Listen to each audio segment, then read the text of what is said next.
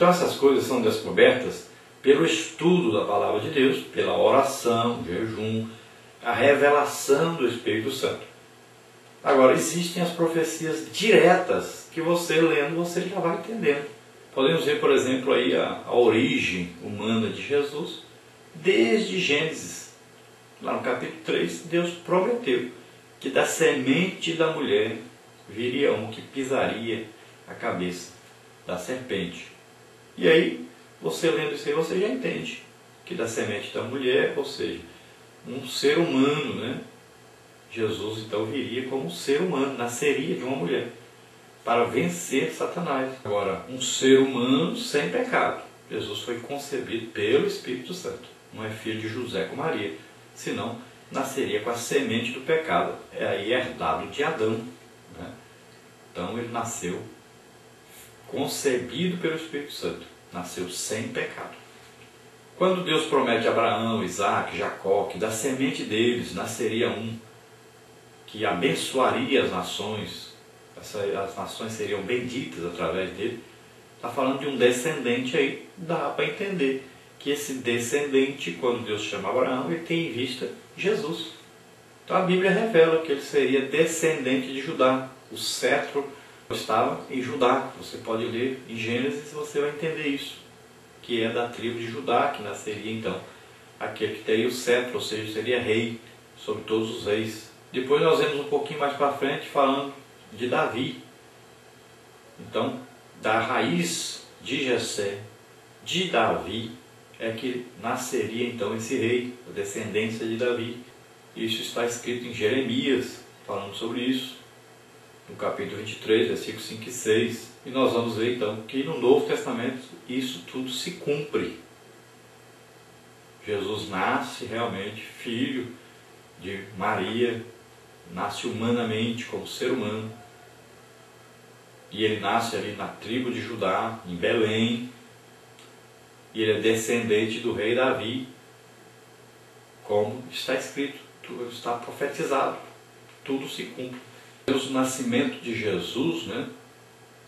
Aí ele veio, foi concebido por uma virgem. Como é que poderia isso acontecer? Ela estava comprometida com José. Se ela aparecesse grávida, ela seria apedrejada. Mas veja que a Bíblia diz que José, sabendo disso, intentou secretamente deixá-la para que ela não morresse. Mas, através de um sonho, Deus revelou que aquilo que ia ser gerado no ventre de Maria era obra de Deus, né? Era coisa de Deus, que era ali o Messias, que viria salvar os homens dos seus pecados, Jesus. E foi dito para Maria: você vai nascer de você Jesus, aquele que vai salvar os homens dos seus pecados.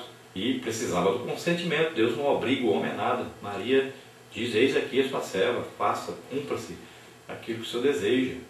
E José aceitou também. E Jesus realmente nasceu, mas de uma virgem. Não houve contato sexual. José e Maria estavam comprometidos, mas ainda não tinham realizado a cerimônia do casamento. Depois é que fizeram isso. Então nós vamos ver que o anjo Gabriel comunica a Maria. Ela estava em Nazaré. Eles não moravam em Belém, estavam em Nazaré. Era preciso levá-los a Belém. Por quê? Uma mulher está grávida, mas não é onde ela ficou grávida que indica aí de onde é essa criança. Onde ela nasce é que ela é reconhecida como cidadã daquele lugar. Então era preciso levá-los para Belém. E o que Deus fez? Deus colocou na cabeça de César Augusto fazer um recenseamento geral. E todos tinham que ir onde as suas famílias antes existiam, seus pais. Então José teria que ir a Belém. Ele era o cabeça do lar.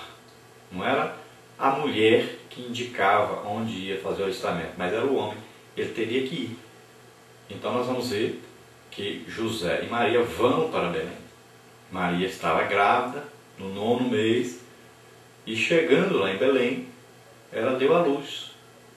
E se o filho nasceu em Belém, então ele é belemita, como Davi era.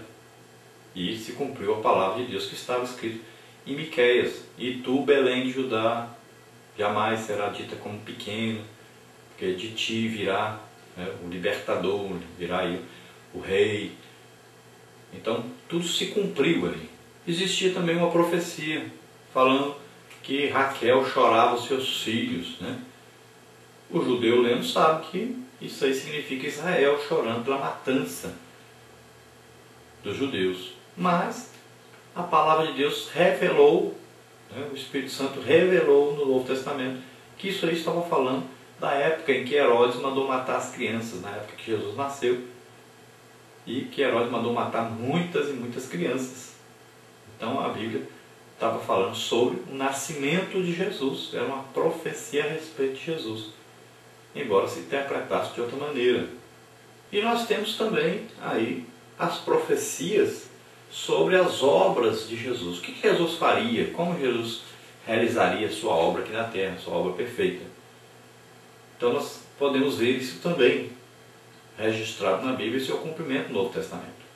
Nós podemos ver isso revelado, por exemplo, a respeito de Moisés. Moisés disse que vinha um profeta depois dele, e quando os discípulos de Jesus foram aí a procurar os seus amigos para contar a respeito de Jesus, eles disseram: aquele profeta que Moisés disse que viria, veio, nós achamos ele. O apóstolo Paulo, ele fala do testemunho a respeito daquele que Moisés profetizou. E ele diz: nós não estamos inventando nada, nem dizendo nada mais do que já está escrito nos profetas, e Moisés escreveu a respeito dele. Pedro também pregando, ele disse a respeito de Jesus, que ele seria o legislador de Israel. E ele explica no dia do Pentecostes também, dizendo: todo aquele povo, aquele que vocês mataram, aquele é o Cristo. Vocês apenas cumpriram o que já estava escrito a respeito dele. O profeta Isaías, ele diz que o Messias habitaria em Naftali, lá nas terras de Zebulon. Isso se cumpriu. O profeta, por exemplo, Zacarias, previu que ele entraria em Jerusalém montado no jumento. E isso aconteceu. O Salmo 41:9, por exemplo, diz que ele seria traído por um amigo. E isso aconteceu, nós sabemos, Judas, né? Era tão amigo que Jesus dava comida na boca dele. E ele o traiu. Mas o Novo Testamento não fala apenas a respeito da predição de Moisés, ou aí da vida, ministério de Jesus, mas também fala do seu sacrifício, sua morte, seu sofrimento. E também da sua ressurreição. Se nós olharmos Isaías, por exemplo, nós vamos ver que é incrível. O capítulo 53 de Isaías, 700 anos antes de Jesus vir, ele dá uma descrição perfeita do sacrifício de Jesus. Mas como no Salmos 16:10 está registrado que Deus o ressuscitaria, isso aconteceu também. O apóstolo Pedro fala sobre isso, sobre o cumprimento dessa profecia, a ressurreição de Jesus. E veja que a ressurreição de Jesus se tornou a pregação principal dos apóstolos. Porque o que adianta pregar sobre Buda, Maomé, sobre Gita, sobre tantos deuses que existem por aí, tantos falsos profetas, tanta coisa? O que adianta pregar sobre eles? Eles morreram, nenhum deles ressuscitou, estão mortos. Se você for lá no túmulo lá deles, estão lá os ossos, lá os restos mortais. Mas Jesus não. Se você for lá em Jerusalém, está escrito lá, no túmulo onde Jesus estava: ele não está aqui, ressuscitou. Glória a Deus, aleluia. Então nós servimos a um Deus vivo. Nós cremos num Jesus que veio, nasceu como homem, morreu por nós na cruz, mas ele ressuscitou, está vivo. E essa era a principal pregação apostólica. Se nós olharmos o Salmo 24, nós vamos ver: o seu retorno ao céu está registrado ali. Em Atos 1 fala de 40 dias depois da sua morte, ele subiu ao céu, né, onde está sentado à direita do Pai, onde intercede por nós. O cumprimento, então, de todas as palavras escritas a respeito de Jesus. No Salmo 24 nós vemos aí uma voz que grita, né, no dia que Jesus estava subindo ao céu: abram-se portais, que aí vem o Rei da Glória.